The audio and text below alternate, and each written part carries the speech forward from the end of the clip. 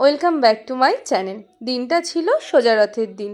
আমি আর দিদি হঠাৎ করে বিকেলবেলা ঠিক করি যে রথ দেখতে যাবো। সবাইকেই বলেছিলাম, বাট কেউ যেতে রাজি হচ্ছিলো না এই গরমে।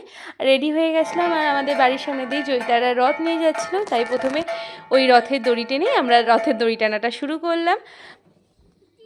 তারপর ওই 6টা নাগাদ আমি আর দিদি রেডি হয়ে তো বললামই রথের মেলায় যাব, আমাদের এখানে পোস্ট অফিসে রথ থাকে, ওখানেই গেছিলাম। আর একটা গভর্নমেন্ট কলেজের মাঠে হয়, বাট ওখানে যাইনি সেদিন। আর আমরা ওখান থেকে পৌঁছে যাই। ওখানে রথের মেলা মানেই তো মাটির পুতুল, চারিদিকে মাটির পুতুলের দোকান।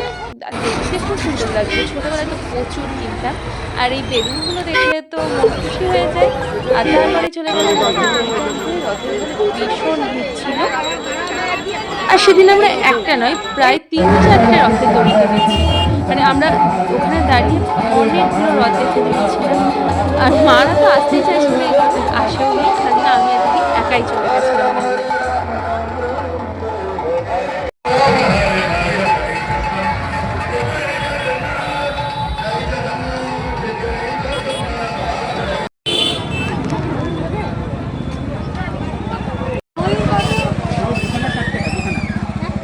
ওখানে রাখো, আমি নিচ্ছি, ওখানে রাখো, আমি নিচ্ছি।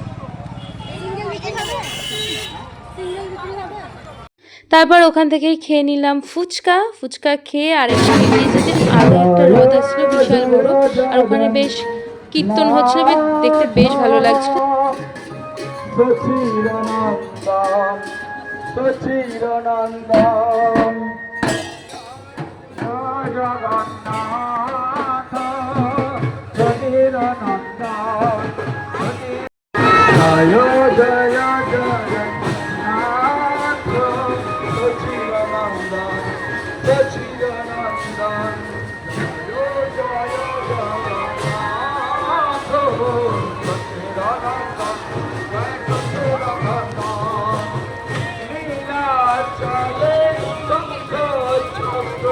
তারপর ওখানে একটা দোকান থেকে আমি আর দিদি খাই চপ, আর বাড়ির সবার জন্য চপ নিয়ে প্রায় 15 মিনিটের রাস্তা 1.5 ঘন্টায় ধরে টোটোতে বসে থেকে চলে এলাম ফাইনালি বাড়ি।